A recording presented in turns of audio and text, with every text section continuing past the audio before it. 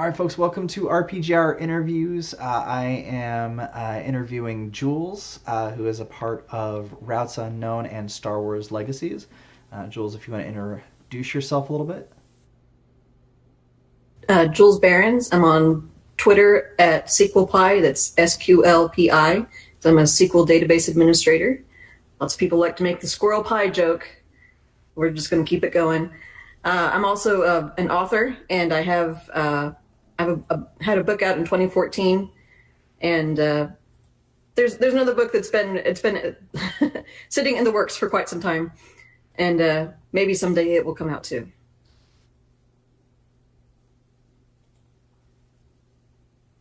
I do apologize that I'm making weird faces, folks. I am not used to streaming on YouTube, so when it flashes at me and says things, I am completely confused as to why it is doing that.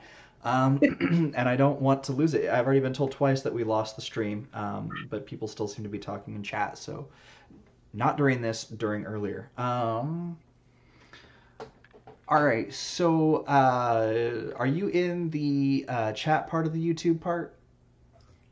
Do you see I'm this? not. I was just in Okay. the No, I Google was gonna Meet. say that way you don't see my squirrel pie joke. Oh,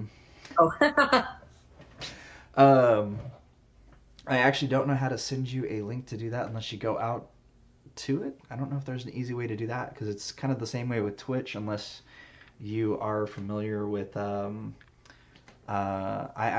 I just found out that you can actually pull that through IIRC. it's okay. I'll concentrate on what I'm doing right here and not get distracted by chats and anything else. So you joined Star Wars Legacies pretty early on. It was kind of a joke on Facebook that snowballed into a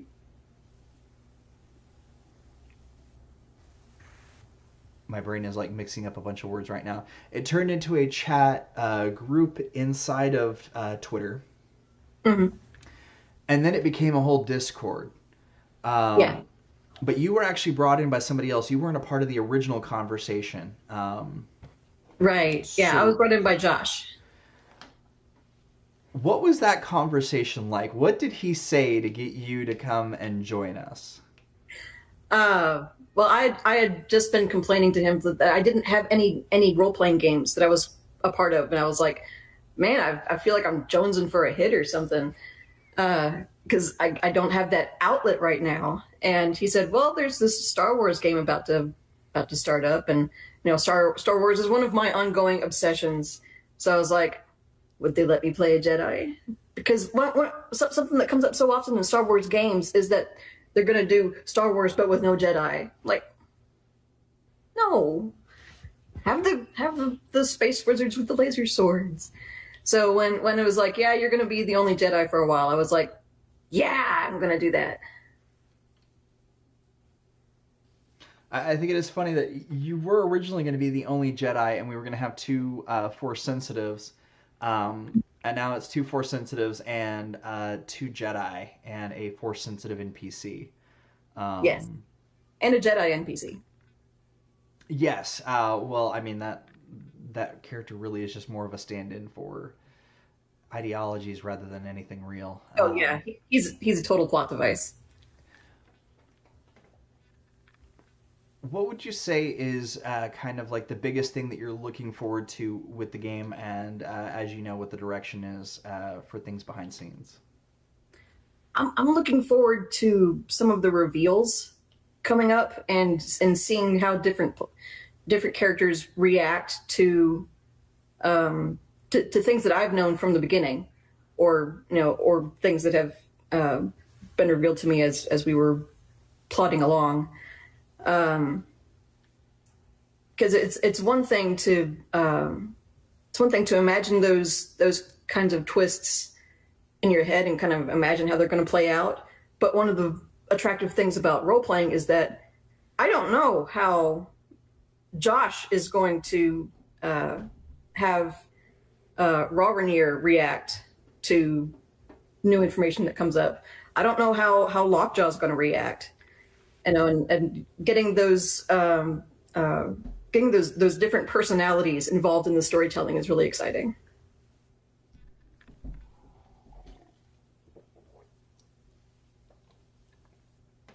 Is there anything that's happened so far that you weren't exactly ready for that kind of took you aback? One thing that came up was kind of a revelation on my own personal role playing style. Basilis brought up, uh, kind of brought to my attention, was that because so much of my previous role playing experience has been with kind of vindictive game masters, I tended to be overly cautious because there was always it was like they were always waiting to for a gotcha. It's like, oh, you made the wrong decision, therefore I get to punish your character now. And so, coming from that kind of a background, that I realized when Basilisk described her as overly cautious, that it's like, yeah, she really kind of is. And why did I, as a player, make that decision? Oh, and when the light bulb kind of comes on and say, oh, there's all this other unpacked stuff in my life that led to that role playing decision, which is one of the reasons why Theo is completely the opposite in Routes Unknown. I will say that that's just me taking a slight gear shift on how I used to run games and going from the style of how do people refer to it? Like my brain is trying to. I switched from being the opposition game master type to being the well, if that's really what you want to do, I'm not going to stop you, but there are consequences. I mean, those two styles do go hand in hand. I feel, and people are like, no, no, they don't. It's like, no, they really do because you're really just letting the players punish themselves at this point. You're Yeah. not setting up the punishments. And so, I mean, it really is like it still is very much a oppository style, but you're letting the players like set up the opposition themselves and get themselves in trouble. Yes. Um, but you created a character that was a Jedi that's a little bit more on the traditional side of things for the movies. Um, when you were told that the story is more about that things could change and shape um, differently from how the movies went, um, did that have any difference in any type of reconsidering what you wanted for the character, or did you still want one that was more aligning with what the movies did? Well, I wanted to make sure that she had some doubts. That it's like we see with Obi-Wan Kenobi, the um, you know kind of the perfect Jedi that we don't get to hear any of his inner doubts or misgivings. We hear a lot of Anakin's because Anakin gets uh, manipulated by Palpatine. But those are really the only two examples we have uh,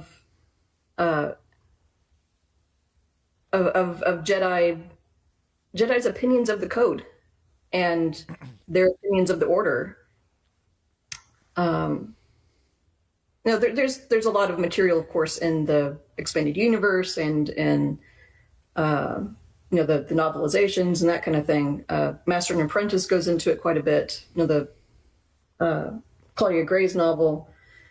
Uh, but that's one of the things I've found most interesting about the Jedi is that um, they're expected to not really doubt and to be solidly behind the order all the way, and that's not really realistic for such a diverse group of powerful people.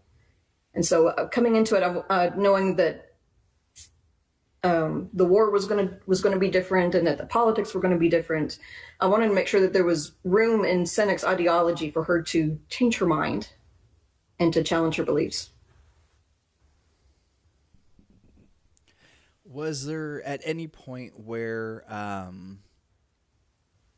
when I started revealing the behind the scenes stuff, like what the way that the Clone Wars are going Hmm. versus how they went in the movies, is there anything that kind of is shifting what your character is, what you are expecting as a player to your character, compared to what you would have if it was just playing out directly as the movies were? Honestly, I think she's a lot more focused on like right here and right now, rather than like what the long term consequences are going to be of of the war. Um, which is appropriate because when you're in those kinds of situations, it's all very day to day and hour by hour. Um, I I want to talk about something that hasn't been revealed in the show yet. There's information that I know that is going to change um, her opinion, and it is going to change her art, but I can't talk about it yet. And for those that, oh shit, I did it. Hold on one second. Sorry, Yeah. everyone.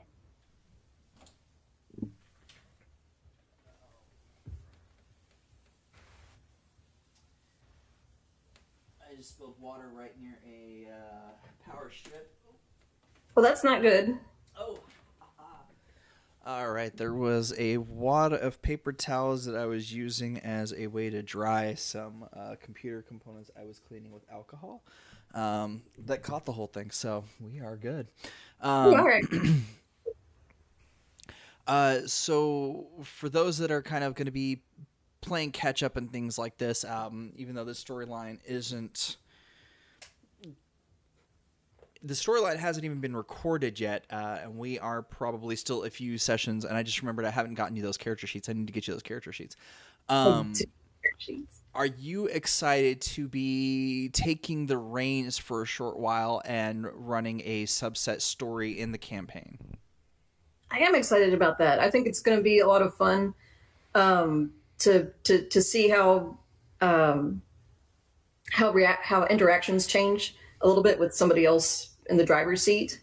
Are you going to be playing one of the characters? Oh, absolutely. I have already claimed the one that Hey. doesn't talk a lot, just so that Josh can't. Excellent. And that'll be fun too because I'll get to see you as a player, whereas I've only had a chance to see you as the game runner.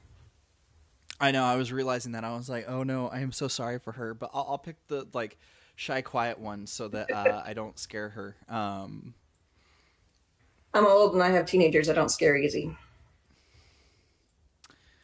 I, I've had some people that some of the characters I've done have more changed their mind. They don't want to have to deal with another teenager in their life or another. All I will say is there's only one person in chat right now that would understand this, but Gregorius Dom would definitely be like, if I were to pick the more brawling type one, would be that character that would come out, and I'm pretty sure that I don't want to see one Crow crying for a NPC that's a part of his pack, and two, uh, but I do have to be careful. Like the other reason I am picking a quieter character is because I have a. If I pick something that is like something that I know a lot about, like I played in I hunt. I played a pest control technician. I was able to go on these long, extensive rants in regards to actual pest control stuff to freak people out. So I had to pick a character on the list that I was like, I really don't know much about this. Um, so I'm not going to accidentally do that because there's like a moment where I go on a 10-minute rant and everybody's laughing. So I'm just like continuously going until the game runner stops me. And that happens if I get certain kinds of characters. So, so you're going to be running a short story within the timeline. It Mm-hmm. technically is going to take place outside of the regular timeline only because it represents a moment where one of the main characters wasn't with the rest of the group for a while.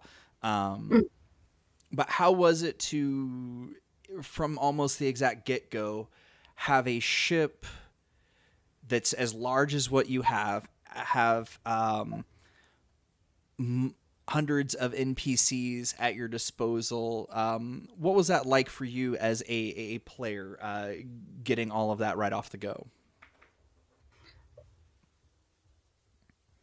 It was a little intimidating, especially because I had to, I was playing the captain or the commander of the ship, and so I had to be competent about things that the player herself is not competent about at all. It's like chain of command military stuff. Nope, no idea. And so it was a little intimidating, and I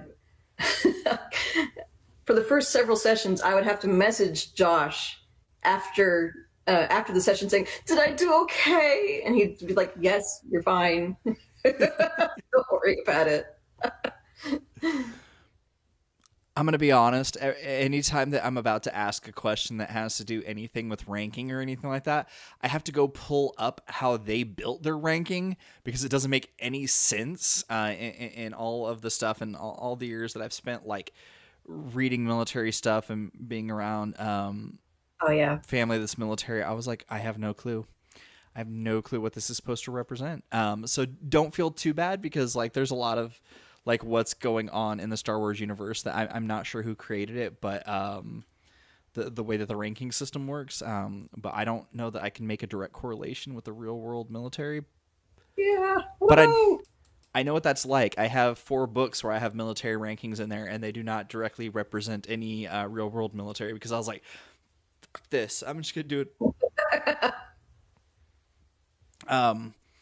What is it like to be in such a large group? I know that some of y'all were kind of more along the lines of newer, smaller group sizes. Yeah, what was that like being coming along into a big group like that? Well, it didn't really seem that big to me because I mean, I've been role playing since I was 16 years old, which is 25 years now. And so I've played in small groups and really big groups, LARPs where there's 50 people. It's actually kind of a nice size because there's a lot of variety of people and characters to play off of. But it's not so large that anyone ever gets really left out. That's actually part of the reason why I went with that size. It's also for if there's at any point that somebody's not available, sometimes there's 2 or 3 people that aren't. And in smaller group sizes, that means no game at all. Right. And for something like this, where it's a larger ongoing story, I thought it would be nice to have little sub stories. And somehow or another, everybody decided that they were just going to go along with a very bad subplot that I threw out, and so now y'all are gonna next recording is Gungans. Yay! So I apologize to everybody. I actually have to go back and re-listen to certain facts because I have forgotten some of them. So Yeah. I apologize and don't apologize at the same time. Are you going to do the accent? I have discovered I cannot really do the accent, so I may do little bits of it. But it's probably going to be about as good of an accent as my Yoda, so not good at all. I really wish that I had found like a good voice changer that could really change my voice for some of these, but No. no. Oh, I skipped over a question. Have you ever been a part of a group before where the game runner has stepped back and a player take the game runner position before? Or a multi-game runner group? Yeah.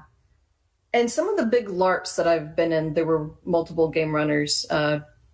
Usually just one, who's really in charge, and then several people to run scenes.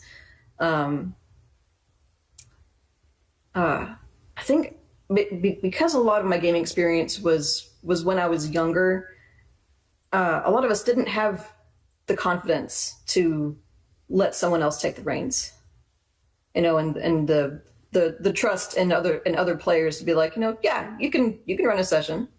I'll play a character and have the confidence in themselves and in their players to be able to do that. So it's a good mark on you that you can do that.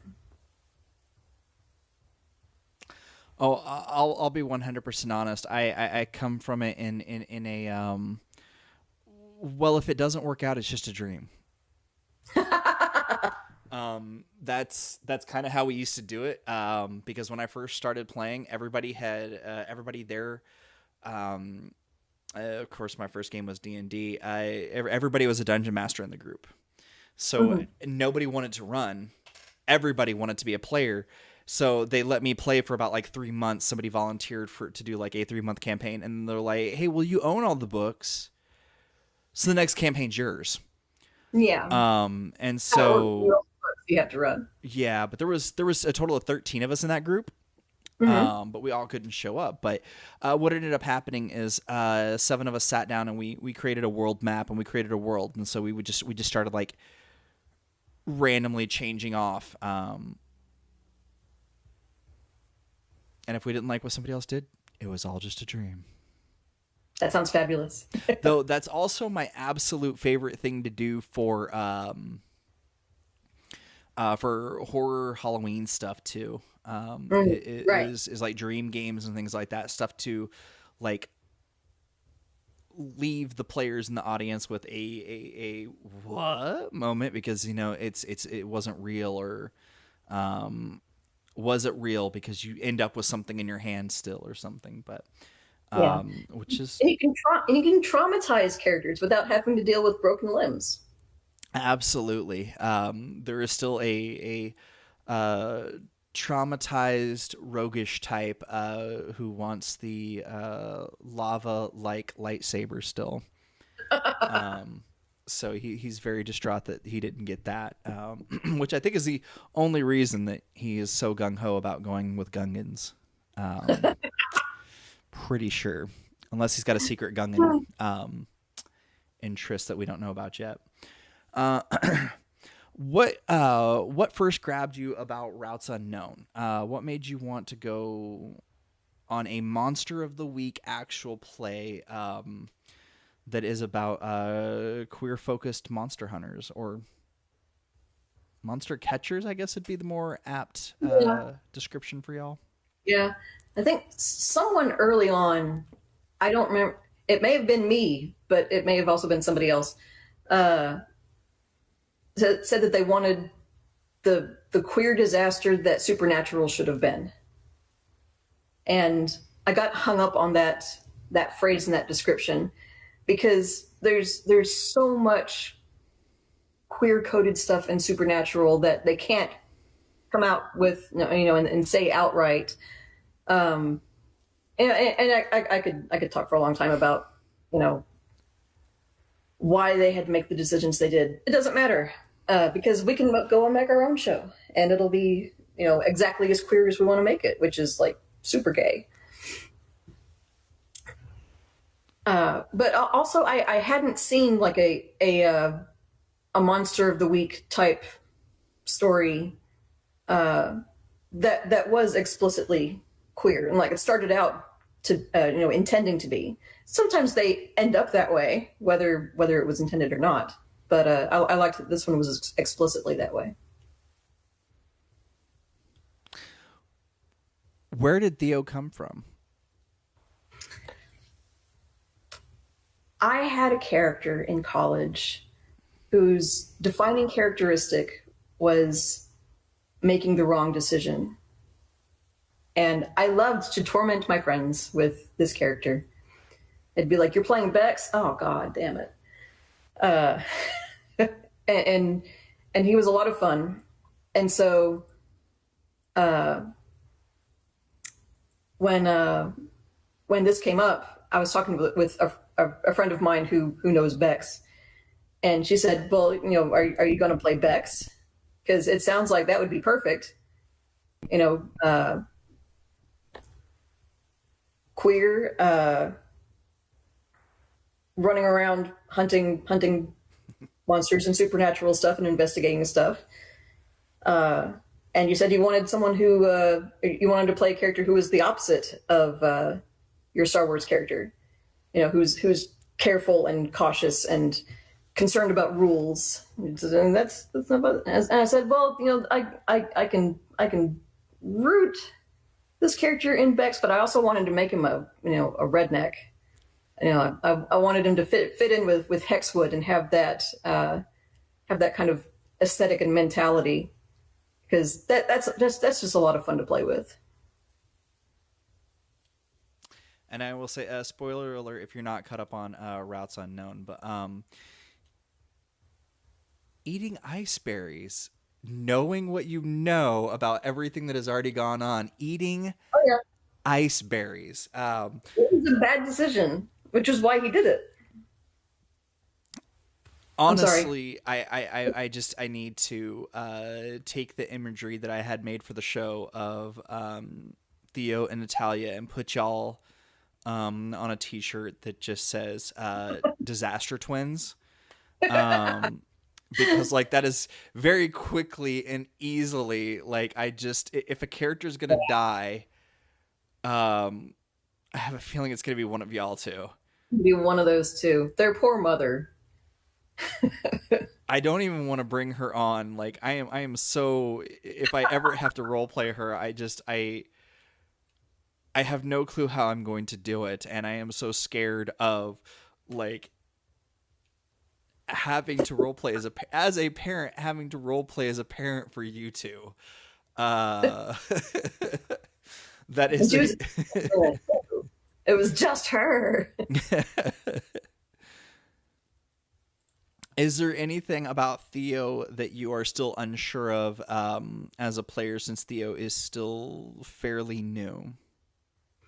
Well, while the show is explicitly queer, it's not necessarily explicitly romantic, and so I'm not sure if I actually want him to pursue any relationships, um, or who that would be. Right now, I know he thinks Chris is hot, but Chris also thinks that he's an idiot. So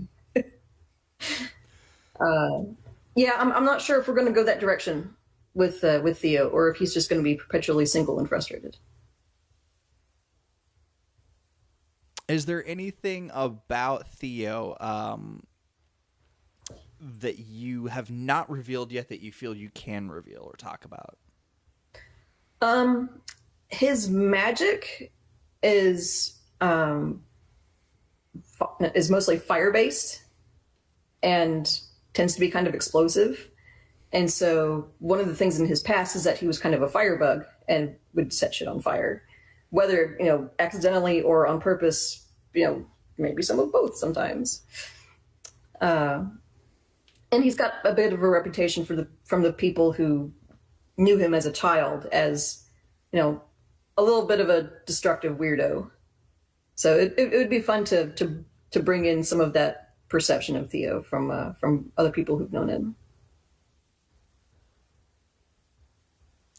Is there anything for Theo that you want to see on the show, or that you're hoping to see on the show, other than what you have filled out on the questionnaire, or even just revealing? Yeah. I'd like to see him get to do some of his investigative work with other rural people, in part because I really want to see you do a deep hick accent. Uh, and I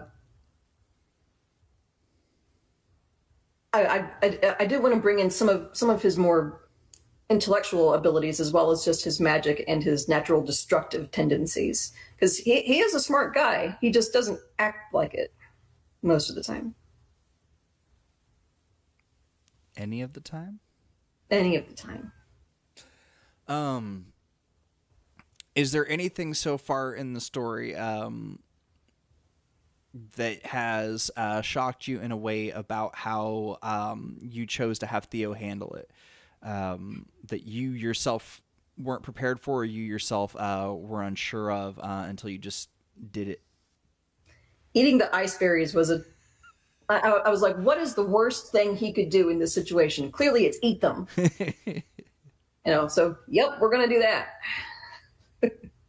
And afterwards, I second guessed myself a little bit. I was like, oh, maybe I shouldn't have done that, because he does know something about fairies and knows that eating fairy stuff is not a good idea. And I just ran with it. Is there anything in regards to Theo or Cynic that you're not happy about that has gone the way that it has, or something that you're unsure of, that the direction that it's going is something that you want to continue playing out?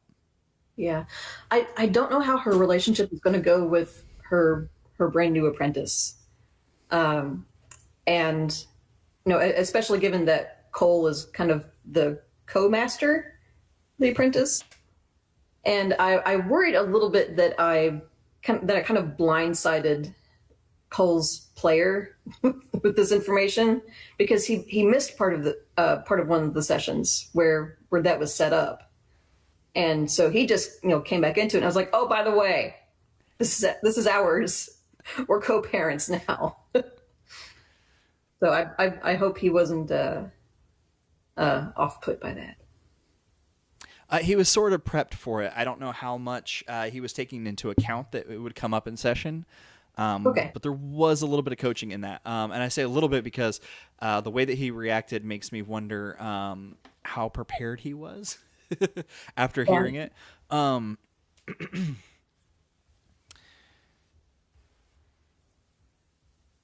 don't know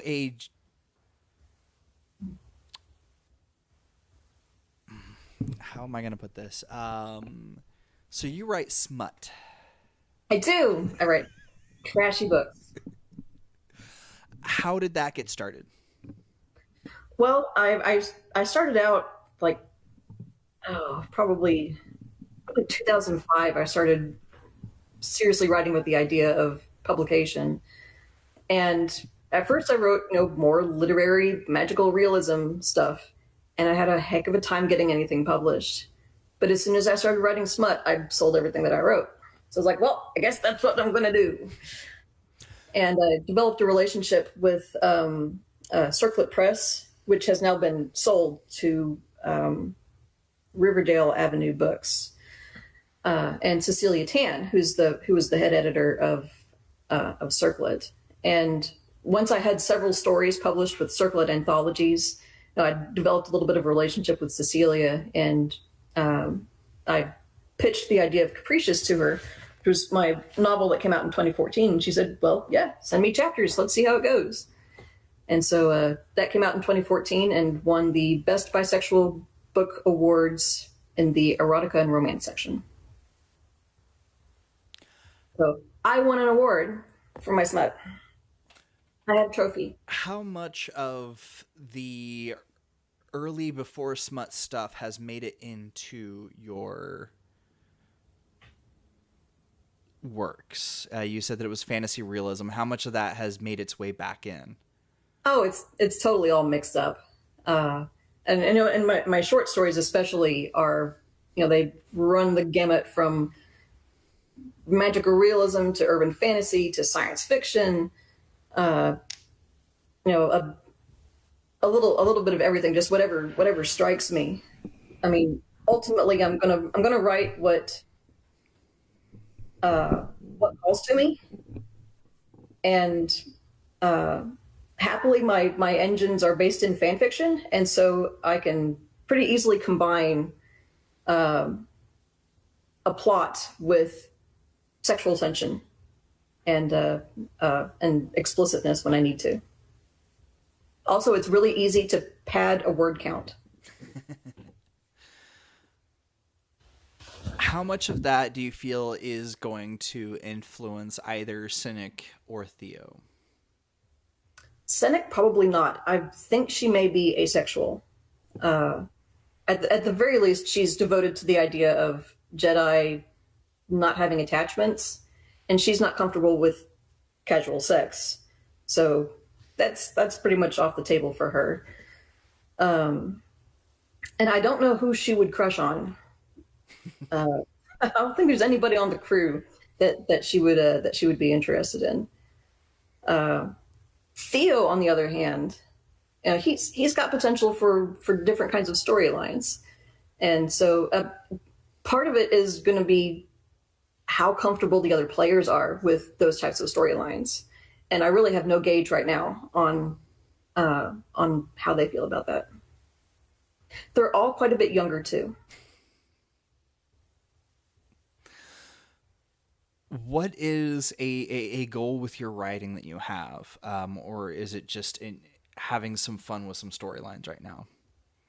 My current goal is to sell enough works to professional level magazines and anthologies and presses to qualify to be a member of the Science Fiction and Fantasy Writers Association. Because they have a lot of resources available. There's a lot of connections available through that organization, and I don't know. I feel like that would be the next step. I've got a couple of stories out on spec, so we'll see if they come back. And these are actually not erotica stories; these are just fantasy stories. So, you know, it doesn't have to be erotica. Is that something that is that going to be an easy goal for you to hit, or is I don't know what the recommend requirements are? Nope. There is a list on, I think it's sfwa.org, of the accepted professional level markets. And it's all magazines like Apex Magazine and Clark's World and Uncanny, Strange Horizons.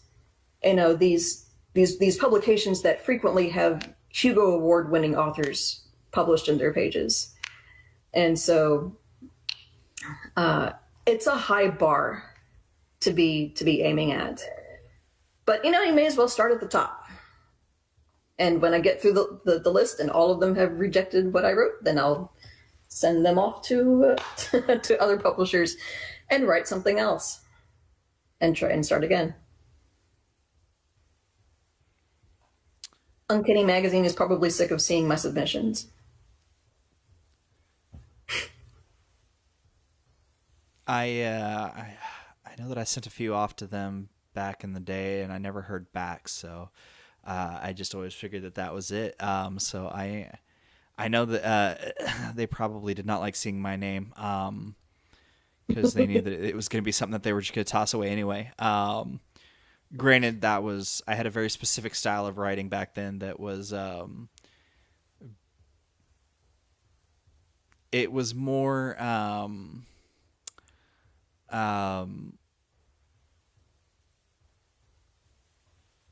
characters being assholes to each other and lots of destruction. So I would say probably not something that a lot of those want to do. I am Yeah. over here reading the different like various membership levels, and man, Yeah. I've heard of them, but I've never actually paid attention to like what it takes to become a member. And wow, It's pretty intense. And of course, making a professional sale is always nice money wise too. Like, I think most professional magazines pay 8 cents a word minimum, sometimes 10 cents a word. I'm reading here. There's actually a subsection for game writers, Yes, there is. and the fact that you have to be paid at a minimum of 8 cents a word. I'm trying to think. I don't even know if that's the standard for payment in. It's usually not. I've never made 8 cents a word. It's a high bar. I know a lot of people are talking about how they want to do more in the TTRPG setting for. But I was like, man, I don't know that many people that like pay 8 cents or more. Also reading here. Man, some of these requirements, I don't know.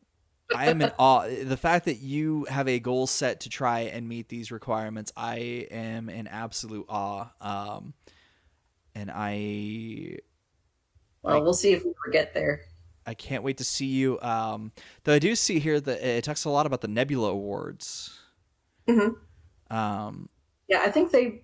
I want to say they run the Nebula Awards. But I'm not. I'm not sure. I might be it wrong about looks that. like they are definitely hand in hand associated with the Nebula, because Yeah. there is a lot about like if you join, then you get sought after for it. Yeah, like, So there's a lot of benefits to being a member of the organization. There's just there's a lot of things to a lot of barriers to cross. well, I mean, I like 70% of everything on here are stuff that I have purchased in my years, from the different publishers to the magazines. Though I'll be honest, I didn't know some of these were still around. I thought some of these were defunct. Maybe an old list too. True. I don't know how often they update that. I will say that is the one thing, about science fiction and fantasy writing subset. Like, even though it seems like there's so many people out there that love science fiction and fantasy that are like up to date on technology, it feels like some of these websites are made on a typewriter. Um, Yeah, graphic designers they are not. oh, it's not. It's not even about graphic design, because I know that like I'm not the best graphic designer, but like it's like copyright 2010. Not that it says that on this website, but it's like you're reading like there's a blog post from like 6 months ago, and it's like copyright 2010, and you know it's like they can't change certain things, but Yeah. oh, they made a post today. Um, Artemis, please stop that. so your ultimate goal is to become a part of SFWA, with your writing. Hmm. But is there anything specifically that you were hoping? Are you going to try and continue just to focus on short stories? Are you hoping to focus more on novelists, as a novelist, or um, novellas? Like what is going to be the ultimate sweet spot for you? Well, I have a novel that's 90% finished, and I'd like to get that one published. Um, and it's the kind of story that it wraps up itself, but there's room left for a sequel. And if I manage to sell that book and get a book deal for a sequel, that would be the ultimate, I think. Yeah. Okay, so let's say that you do get multiple people coming and saying, we love this, we want this, um, for that book and for the story that you have in your mind. What would you say is the max number of books that you would want to write for it? Is it a trilogy that you are kind of imagining, or is it something more? I really don't know. Um, there's probably 3 books worth of material with the current cast of characters. Uh, what would ultimately be interesting to me is just to see how many books I could do by changing the main cast of characters every time. Saying like, okay, this is gonna be Bay's book, and which means that there's this character over here and this character here, and this pulling this guy, and because I think if I tried to make it about the central trio every time, that I'd run out of things for them to say. But exploring a wide variety of characters, I think there's unlimited potential for the world that I've built up in that book.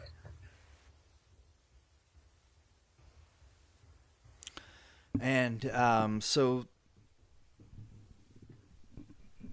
ultimately, do you hope to continue being able to write novels, or is there something else that you're hoping to accomplish with this? I just want to see what I can do and what I can get out there. I learned early on that trying to set long range goals for my writing would ultimately just be frustrating because I'm always learning more about the publishing industry, and the publishing industry is changing so fast. It went in 2014. It was a totally different market than than it is now. 2014 being when my last book came out.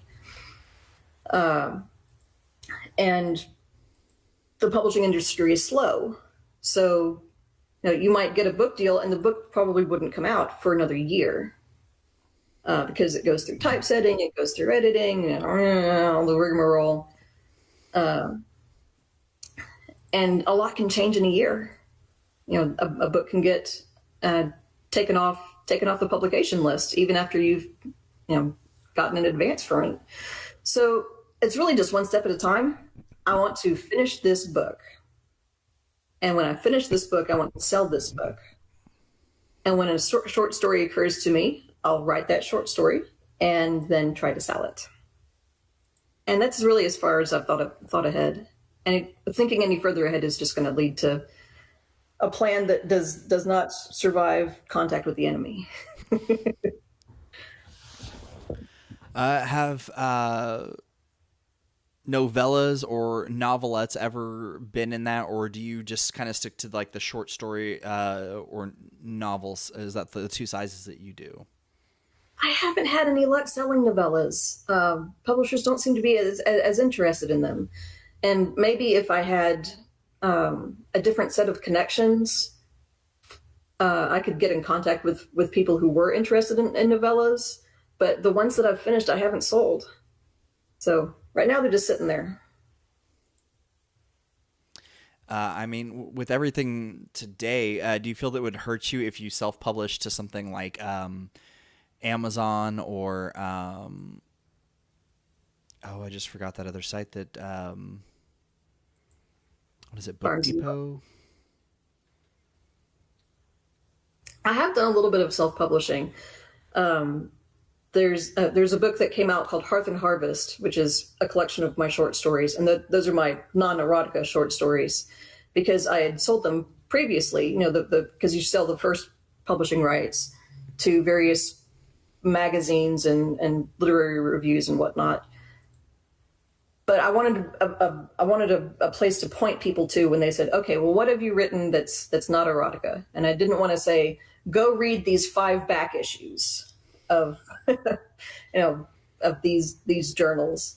So I put it together in one ebook, and that I self-published on Amazon.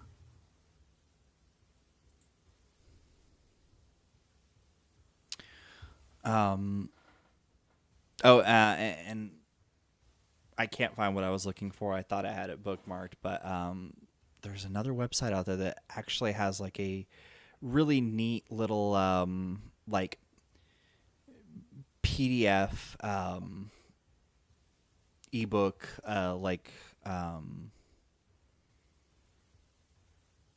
launch.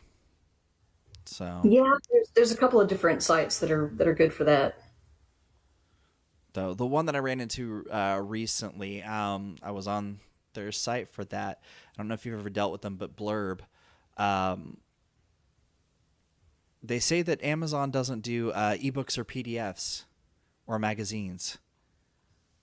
Like in their comparison chart of like what you can go and drop your stuff here and have people check it out, and it's like where can you really self-publish this stuff? And I was kind of surprised that they said that Amazon didn't do that, and I'm like, no, I've got a tablet, or I've got a Fire. I get those ads all the time for ebooks and Yeah, Amazon does ebooks. I have an ebook out on there, so I don't know what that's about.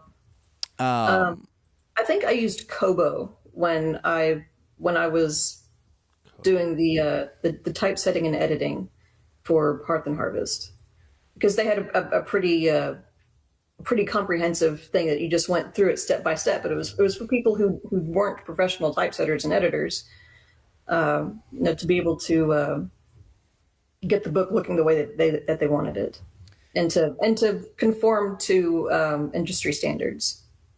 And it is a Rakuten, so anybody who is also a fan of the Rakuten products and stuff like that, I have a language learner by them and a marketplace app by them. They do a lot of stuff actually, and I can't remember everything that they do. But I do have to say, Kobo looks a lot like, I like the way that this one looks. Probably have to bookmark that so I can come back to it later. So you've got self-published stuff. You're trying to get stuff published. You hope to join SFWA. But if people are wanting to check out what you've already done, where can they go find that? Well, they can go find that at my website, which is just juliebarons.com. And I can't type that into the chat because I'm not on the chat. It's JULIEBEHRENS.com. And I've got art on there. I've got my publishing history. I've got, some random thoughts that have ended up as a blog post.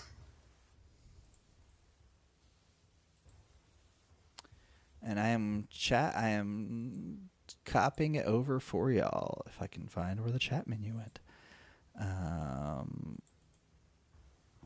Justin said later, and I missed it. And of course, they can find you on at SQLPI on Twitter. Is there anywhere else that they can find you at that you want to mention? That's pretty much it. I'm not doing Instagram or Facebook or any of that. I'm pretty much just doing my own website and Twitter.